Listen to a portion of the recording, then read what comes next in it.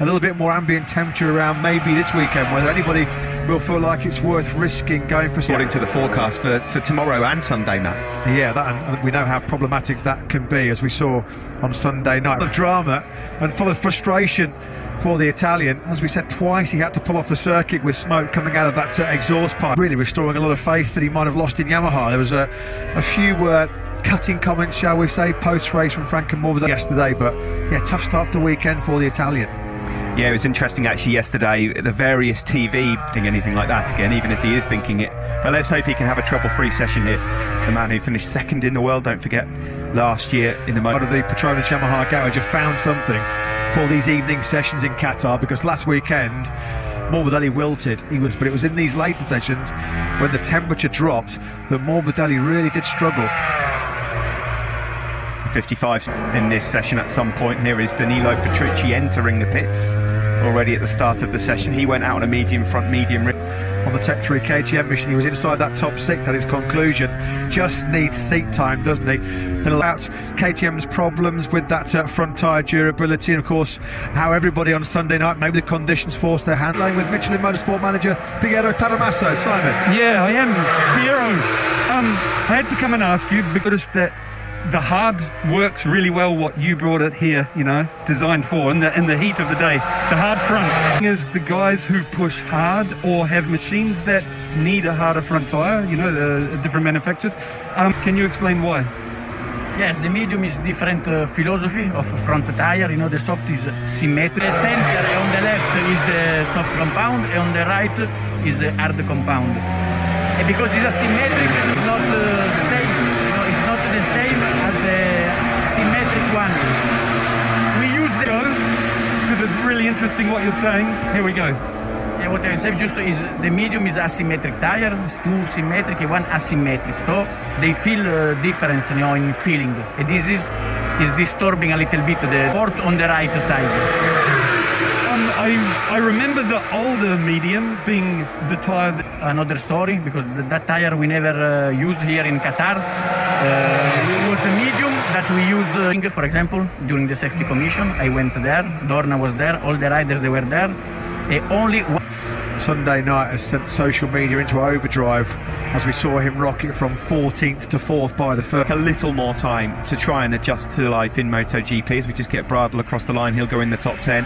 When you look at his first year, Luca Marini is a steady worker, a bit like Morbidelli, we mentioned that last week. He won, and that was only at the back end of 2018 as well, so it's going to be a little bit more time for Luca. Yeah, he's going to be takes his time to find his feet in a new category, doesn't do anything stupid, bashes and beats himself up by crashing into the season. So yeah, I don't think it's going to take Luca Marini too long, but Andrea Bastianini certainly made a great fist of it last weekend. What was it, 5 for the top 10 in this session? Here is Alex Marquez, really excited to see how Hondas get on once we get into Europe as well, because Crutchlow was on the podium. It just doesn't seem to be a bike that's sort of a match made in heaven, shall we say, with the LaSalle International. To be fair to him, he's been mighty close, hasn't he? He's run Andrea Dovizioso very close in both 2018 and in Marquez certainly is all guns blazing and all gung-ho to be back in action on that RC213V at the next race in Portimao in Jerez. KTMs in this session have been in and out of the garage, trying just about every tyre combination you can think. Not getting to the nitty-gritty yet though. 25 minutes left in this session. In about 10 minutes time, maybe 15, it will all go up. But a bit like a few other riders, struggles to get the best out of that Michelin soft rear tyre in time attack mode, which is Hatties run that low fuel load. Don't have to worry about fuel consumption. They can just turn the wick up on that top. Aleix Espargaro.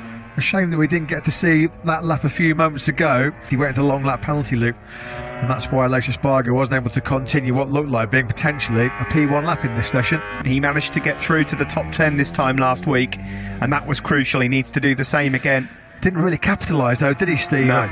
Suzuki. It'll be a 65th MotoGP race on Sunday. Alex Rins still with us. Disappoint, but it's a long season. But I can see him being there, yeah. Definitely seems to be, over the last year, a lot calmly admitted he hit rock bottom after the move to KTM went horribly wrong.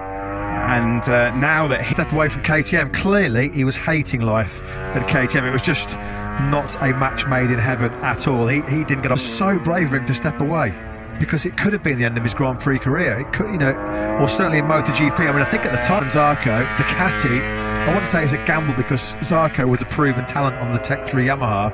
Ducati gave Rama Racing, he needed some convincing to go in there. It was all about them giving some factory personnel, really working the factory boys, Pecco and Jack. Yeah, a few. Another good lap here. That's 2 on the trot from number 30, Takaki Nakagami, the Idemitsu LCR rider, second place for him. So you might as well go for it now when it's going to be the crucial time to get those lap times. And we should mention, of course, huge congratulations to the 5th anniversary since LCR racing was formed back in 1996.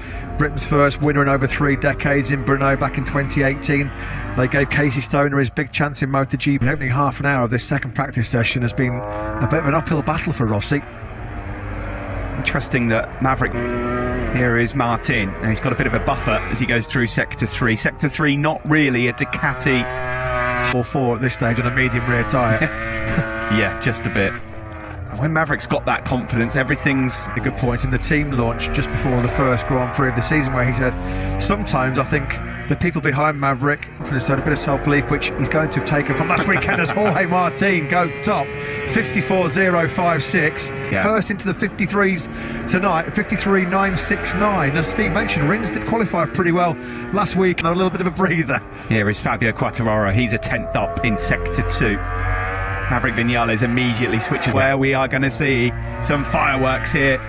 Yeah, there's going to be 2 or 3 time attacks per rider coming in here, isn't there? Fabio weekend was a bit of a problem for the Frenchman. Through 15 he comes. Yeah, they're going to be nudging him very close to the top 3. Nakagami poring over data. A shake of the head from Quartararo. From El Diablo. Well, nothing wrong with Sector 4 on that lap, was there? Picked up about 3/4 of a second. So I mean, that's just a guess. Not really sure. Diego Guvellini there, just on the right. Tom on the left, taking notes. Yeah, he's out there now, warming up those soft tyres. Valentino Rossi. When he got into time attack factory Aprilia, as we said earlier on tonight, it was very rare that an Aprilia has topped a dry session in MotoGP. That's exactly what happened for this. So good, doesn't it? This 2021 Aprilia. Yeah, if they can just find a bit more too hesitant, a little bit too cautious to push too hard in the first 2 or 3 laps, wary that the last thing you need to do is make a mistake. And 3/10 he's got in his pocket as he powers the RSGP over the line. Yeah, he has gone top.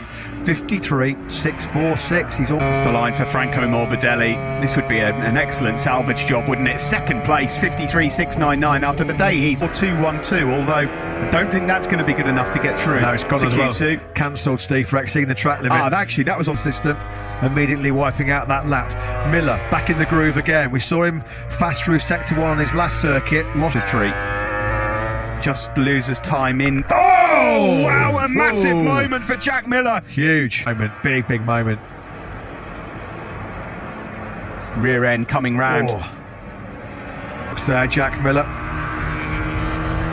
And sometimes those are sort of crashes where you can get problems with your shoulders. It's so So there's confirmation from the FIA MotoGP stewards. The lap time cancelled for Valentino Rossi. Briefly he was 10 by much, was it? But with the new sensor system, that would have picked that one up. So Valentino Rossi with the hardest of the session remaining. Everybody now is going for it on soft tyres. Really important lap coming in here from the world champion on the 7 days ago.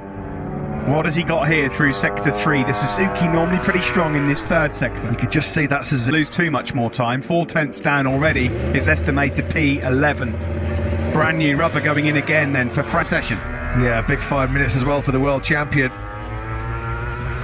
Turn 16 was crawled through by 1 spot to 13th, 54.277. So he's still got to find 3/10 to get on times in this session so far. Nakagami is in 9th. The riders who need to find times, who are out of the top 10, depends on how early the crash was for Nakagami. He's going to be gutted here, Jack Miller, because at the moment, on scare, last time he was out on circuit. This will be surely good enough, if it counts, to get him into. Glad to see Taka Nakagami, if somewhat slowly, back on his feet.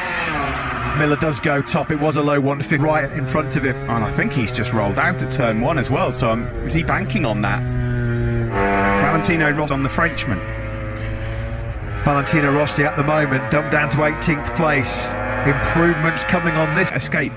any lap time being removed from him here. I think that he'll have approached that corner before the marshals. Just let's go underneath him.